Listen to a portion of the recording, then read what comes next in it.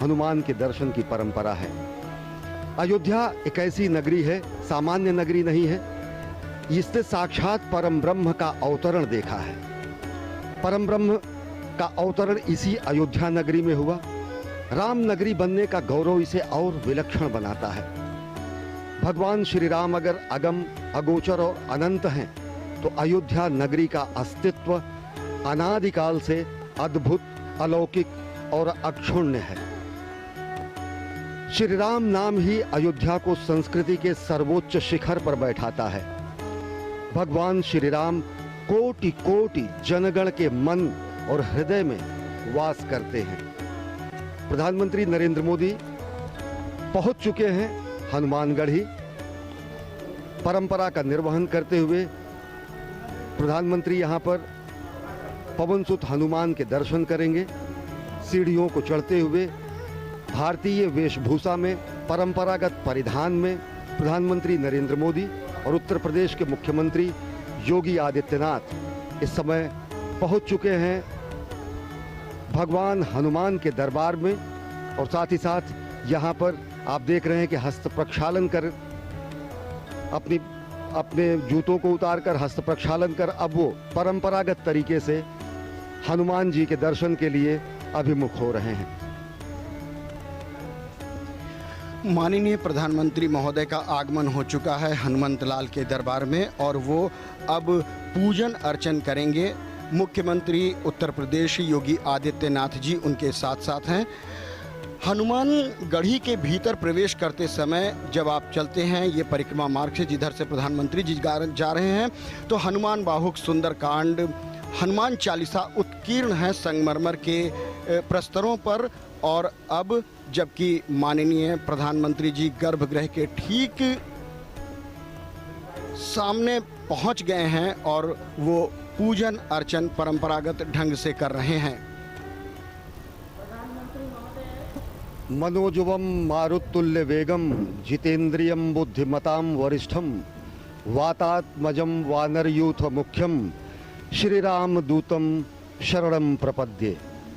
भगवान हनुमान श्री राम भगवान के अनन्यतम भक्त माने जाते हैं और ये परंपरा है कि अयोध्या धाम में पहुंचने वाला हर व्यक्ति सर्वप्रथम भगवान श्री राम के अनन्यतम भक्त पवनसुत हनुमान के दर्शन करेगा।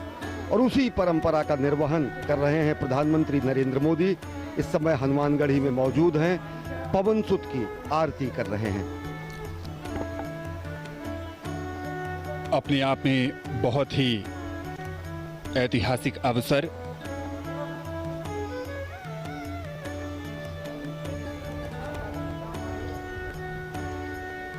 प्रधानमंत्री नरेंद्र मोदी हनुमानगढ़ी में राम भक्त हनुमान की अर्चना करते हुए और अब परिक्रमा कर रहे हैं।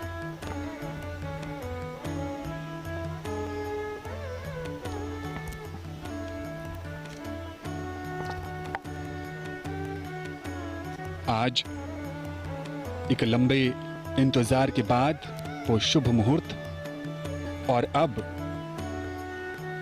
राम भक्त हनुमान के हनुमानगढ़ी में प्रधानमंत्री।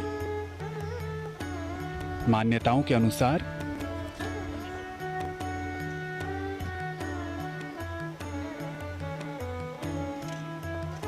हनुमान जी का राज तिलक यहीं हुआ था। रामदूत अतुलित बलधामा अंजनी पुत्र पवन सुत नामा। भगवान हनुमान पवनसुत कहे जाते हैं और अंजनी पुत्र कहे जाते हैं। और सबसे बड़ी बात जो भगवान हनुमान को रामदूत की जो संज्ञा मिली हुई है वो उन्हें और विशिष्ट और विलक्षण बनाती है और एक प्रतिबद्धता संपूर्ण विश्व के सामने स्पष्ट रूप से आती है जब खुद भगवान हनुमान ये कहते हैं कि राम काज कीन्हे बिना मोहि कहाँ विश्राम। और आज वही प्रतिबद्धता जो कि कही जाती है कि त्वदीयाय कार्याय बद्धा कटियम, यानी कि मातृभूमि के कार्य के लिए हम प्रतिबद्ध हैं, कटिबद्ध हैं। आज उसी प्रतिबद्धता के परिपूर्ण होने का दिन है और आज प्रधानमंत्री नरेंद्र मोदी के कर कमलों से भूमि पूजन होगा भगवान श्री राम के जन्म स्थल पर दिव्यतम भव्यतम निर्माण मंदिर के निर्माण के लिए। और वो वही प्रतिबद्धता है भगवान हनुमान की प्रतिबद्धता कि राम काज कीन्हे बिना मोहि कहाँ विश्राम। और ये उसी प्रतिबद्धता का प्रस्फुटन है, ये उसी प्रतिबद्धता का उदाहरण है जो कहा जाता है त्वदीयाय कार्याय बद्धा कटियम।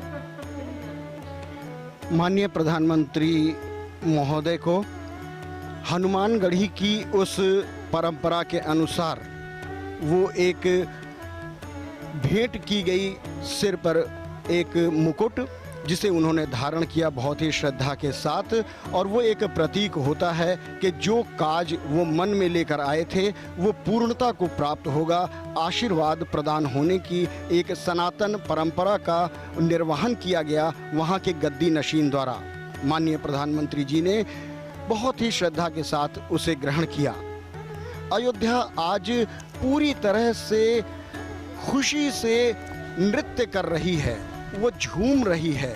आज उसके आराध्य उनके इष्ट भगवान प्रभु श्री राम का, जो कि रामलला विराजमान के रूप में जन्मभूमि परिषद में विराजते हैं, उनके भव्य भवन का निर्माण होना है। आज भूमि पूजन के साथ कार्यारंभ होना है। उसी कड़ी में माननीय प्रधानमंत्री महोदय ने हनुमानगढ़ी का दर्शन किया और अब वो जन्मभूमि परिसर की तरफ आएंगे। और रहा सवाल अयोध्या का, तो अयोध्या साक्षी बन रही है उस ऐतिहासिक घड़ी के। ये जो इतिहास लिखा जा रहा है उस इतिहास का साक्षात्कार करना अपने आप में एक दिव्यता की अनुभूति है।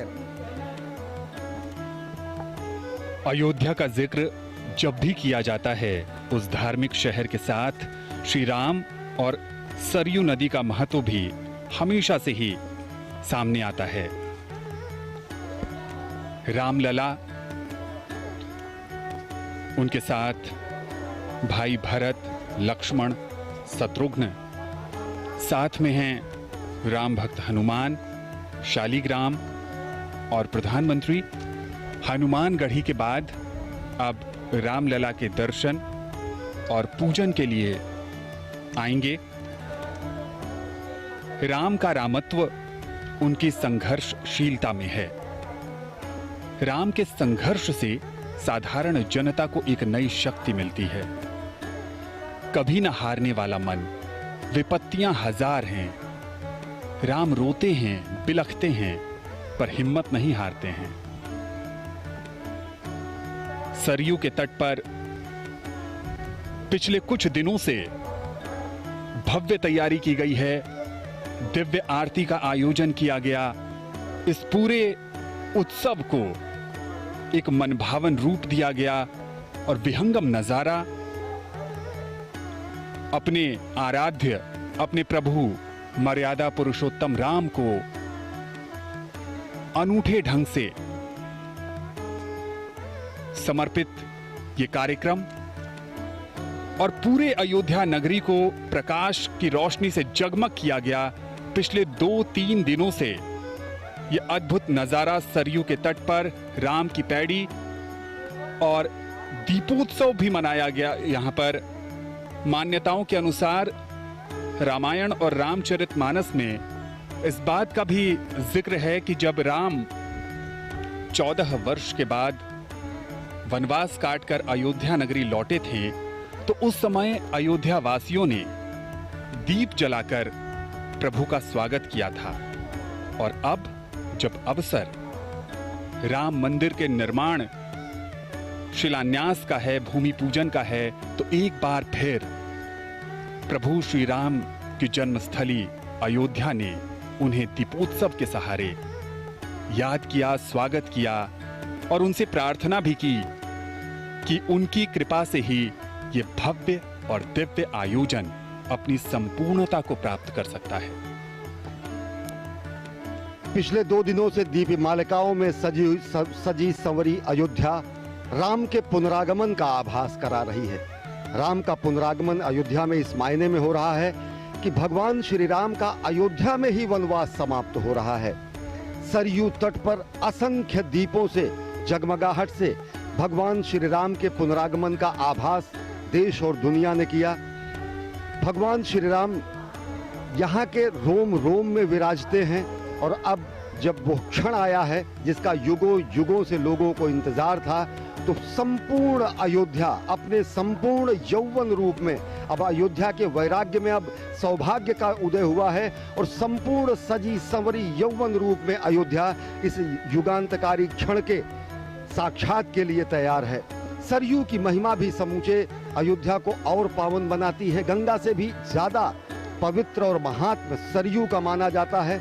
भगीरथ ने खुद अपने पुरखों के उद्धार के लिए अगर गंगा को लाया, तो साक्षात यहाँ पर ईश्वर ने सरयू को प्रकट किया था। ये तस्वीरें आप देख रहे हैं सभा मंडप का, जहाँ पर विशिष्ट आमंत्रित गणमान्य महानुभाव यहाँ पर मौजूद हैं। तस्वीरों में आप अनेक लोगों को आप पहचान सकते हैं और साथ ही साथ यह दृश्य है गर्भगृह का, जहाँ पर प्रधानमंत्री नरेंद्र मोदी देश के विद्वत काशी विद्वत परिषद और लब्ध प्रतिष्ठित कर्मकांड विशेषज्ञों की मौजूदगी में अभिजीत मुहूर्त में भूमि पूजन करेंगे। ये वही आसन है, ये वही क्षण है, ये वही स्थान है, ये वही गर्भगृह है जहां पर प्रधानमंत्री नरेंद्र मोदी भूमि पूजन करेंगे और दिव्यतम भव्यतम मंदिर के निर्माण का कार्यारंभ होगा। काशी और अयोध्या के तमाम कर्मकांडी विद्वतों ने अपना अपना आसन ग्रहण कर लिया है, क्योंकि भगवान राम के कार्य में जो उनकी भागीदारी है वो उन्होंने सुनिश्चित कर ली है। क्योंकि मर्यादा पुरुषोत्तम भगवान राम एक ऐसी अद्भुत मर्यादा है जिनका पालन किया जाता है। राम हमारे समाज के लिए एक आचरण है जिन्हें हम अपने स्वभाव में ढालते हैं। राम एक जीवन शैली है जिसे हम प्रतिदिन जीते हैं और जीने की प्रक्रिया में हम सुख और आनंद पाते हैं। कष्टों, दुखों, विपत्तियों, आपत्तियों में किस तरह से धैर्य धारण करना है, ये हमें प्रभु श्री राम सिखाते हैं। सीमित संसाधनों से अजेय पराक्रमी को भी परास्त करने की कला हमारे राम जी ही हमें सिखाते हैं। और इसीलिए राम किसी देश, काल, जाति, धर्म या पंथ से बंधे नहीं हैं। पूरे विश्व में राम को एक आदर्श, एक मर्यादा और एक आचरण के रूप में पूजा जाता है। राम अखिल ब्रह्मांड के नायक हैं। थाईलैंड में जो रामायण चलती है उसे रामकियन के नाम से जाना जाता है। बैंकॉक के शाही बुद्ध मंदिर पर कहें तो वहां भी राम कथा का अंकन मिलता है। इंडोनेशिया में राम को राष्ट्रीय पुरुष माना गया है और रामायण को वहां के लोग अपनी सांस्कृतिक धरोहर कहते हैं। मलेशिया की बात करें तो वहां भी कठपुतलियों से राम कथा का मंचन किया जाता है, जिसे हिरायत सेरी रामा कहते हैं। सुदूर रसिया में वर्षों पहले अलेक्साई वारानिकोव ने रशियन भाषा में रामायण का अनुवाद किया। पादरी एटकिंस ने सबसे पहले श्री रामचरितमानस का अनुवाद किया। तात्पर्य ये कि राम किसी एक परिधि में बंधने वाले नहीं हैं, क्योंकि वो व्यक्ति नहीं हैं, वो एक आदर्श हैं, वो मानव जीवन जीने की शैली हैं। और इस बीच एक बार फिर मुख्यमंत्री महोदय आगवानी के लिए उपस्थित हो गए हैं माननीय प्रधानमंत्री महोदय के, और वो अपने काफिले के साथ यहाँ पर उपस्थित हुए हैं। उनकी आगवानी करते हुए गणमान्य लोग, अब माननीय प्रधानमंत्री का आगमन हो चुका है उस घड़ी की तरफ जहां